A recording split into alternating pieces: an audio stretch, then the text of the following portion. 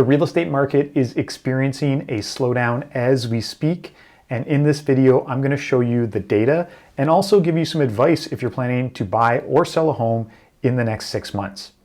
My name is Jeff Thibodeau. I'm a real estate broker and market analyst right here in my hometown of Brantford, Ontario. I've been doing this for 15 years, and my goal with these videos is to bring you accurate, real-time information so that you can make smart real estate decisions. So please give this video a like or leave me a comment with your questions or concerns. And don't forget, subscribe to the channel if you enjoy this type of content. I'm making new videos all the time. Please feel free to reach out to me using my contact information below, and we can have a quick chat about your situation. We're here at the end of September, actually 3 weeks into September as I make this video, and I've been watching the data very closely. In August, demand was up from July and supply was lower. So it looked like things were heading in the right direction, at least for home sellers, having prices move up a little bit and the market tighten. Now, the big question for September was, is that trend going to continue and keep the market kind of tight and on the favor of the sellers moving through the fall? Or would the trend reverse and we'd have kind of a softening of the market? Well, 3 weeks of data are in, and right now we have 211 new listings coming on the market and only 59 houses sell. Now, a big chunk of those 211 new listings are not actually new, they're canceled and relist, but we do currently have 340 plus homes on the market with only those 59 sales happening. So this means that both of these numbers have actually reversed course from the direction they were heading in August. Demand is dropping and supply is on the rise. Now, this is going to result in total inventory at the end of September being higher, which means that there's more choice for buyers and more competition for sellers. Now, so far, the median price is holding steady at $625,000, right about where it was in August. But as the market becomes more competitive for sellers, this is inevitably going to nudge down as the buyers pick off the best deals when there's more choice available. The drop in demand can mostly be attributed to the rising interest rates, with many buyers being priced out of the affordability for the average home, or they're just sitting on the sidelines waiting to see how the lending environment plays out over the next 3 to 6 months.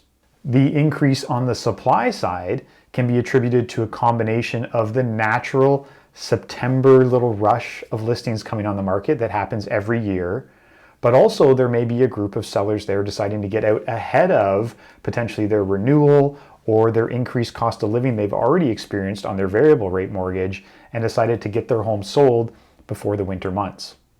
So what happens next? Well, historically, demand for homes always falls to a low point in December and January. And I expect that trend to be amplified this year with the high costs of borrowing and the uncertainty in the market. Now, demand typically starts to increase again in February and then peaks through March, April, and May each year. So the next 6 months coming up are going to be very sensitive to any interest rate announcements or even just speculation. Both the Bank of Canada variable rate and actually more importantly now are the fixed rate mortgages, because very few people are taking a variable rate. And so it's going to be really interesting to watch the fixed rate mortgage market, which actually continues to increase even with another increase overnight last night as I make this video. Until rates stabilize or potentially even start to reverse and come down a little bit, buyers are going to be lacking that confidence to commit themselves to a high payment when we still have news of inflation and cost of living on the rise. So demand is ultimately going to be lower this season. What's going to happen on the supply side? Well, it is really going to be the supply side that dictates whether we stay in this balanced market condition that we're in right now, or things shift dramatically potentially to a more buyer-centric market.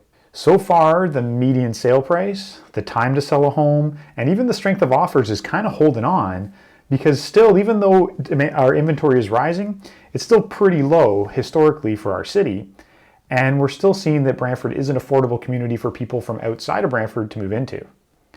But if more and more sellers continue to enter the market through the last week of September here and potentially into October and November, what happens is that the inventory starts to build and build to a number that actually provides quite a bit of choice for the buyers. And then ultimately, when there's more choice for the buyers decide to buy the best priced, best deal homes, and they can negotiate better positions. So that brings the downward pressure on all those variables like price and like the average offer percentage. Okay, so what do you do with this information, right? You're thinking there, is this the right time for me to make a move? Well, if you're a buyer and you can qualify for the mortgage and you can afford the payments of that mortgage, this could be an excellent time to hop in the market. With more choice available and more negotiating power on the buy side and less competition from other buyers right now, it means you have more choice and more power. Now, prices have slid back from those crazy high points, and the economists are predicting we may see a slight softening in the price point, but we don't expect a big drop in the pricing anytime soon. So this could be the window to get back in. Alternatively, if you're waiting on the sidelines potentially for that interest rate decrease, there might be bad news for you. Because inevitably, as soon as the interest rates decrease, that's going to increase the borrowing power for everybody, including you. And what that's going to do is cause a bunch of buyers to rush back to the market. So inevitably, when the interest rates do eventually come back down, we're going to see an instant spike in buyer demand. Okay, if you're selling a home, it's going to be very important to look at this as a competitive exercise. For the last couple of years, it really didn't take that much effort to sell a home. In those hot pandemic years, you could just throw it on the market, toss any old price on it, and then wait for the lineup of buyers over the next week. Well, as the conditions shift and there's fewer buyers and there's more competition, we really have to look at your neighbors as being your competition. So bringing your home to market, we want to make sure we take time to prepare your home for market, show it off in its best light, take care of repairs and issues with the home, clean, improve it, stage it, and then we want to make sure that we hit that price perfectly right from the beginning, right? The last thing we want is for you to be on the market month after month after month.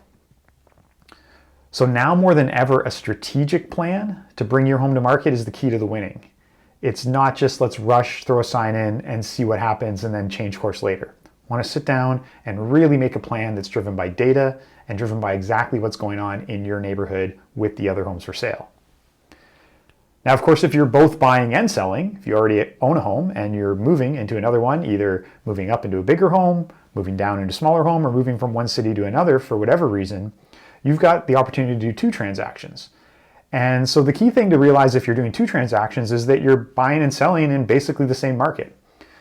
Pretty much all of Ontario, and even at this point, most of Canada, is kind of moving in a similar way. So there might be some local differences. If you are going from one city to another, it's important to understand the slight differences in those 2 markets. But if you're moving inside the same city, it's also important to understand there might be differences in those 2 different price ranges.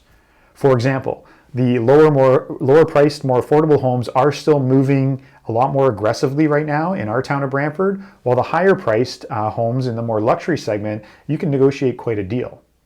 So understanding this little nuance between the 2 transactions is going to help you, again, plan that and realize which one of these transactions is going to be slightly easier and which one's going to be slightly harder, and prepare accordingly. Now, the good news is, again, the pace of the market is slowing down a little bit, so you will have more time to do things like negotiate conditions, shop a little more, negotiate some price off. But we will have to be realistic when it comes time to selling your house, that if you're going to be able to buy a house at a deal, you might have to make your home sale look more attractive to buyers too, if you want to get the job done and ultimately be packing that moving truck. So I'm going to be bringing you much more detailed information. The next few months are going to be very interesting on how they play out. And I want to bring you an update real time every couple weeks. So please subscribe to my channel. Let me know in the comments if you've got any questions that you'd like me to answer in a future video. And if you do need one-on-one help, I would love to speak with you about your own plans and help you navigate this market. So just call or text me anytime. My contact information is below. Thanks for sticking with me on this video, and I can't wait to make another one for you. Talk to you soon.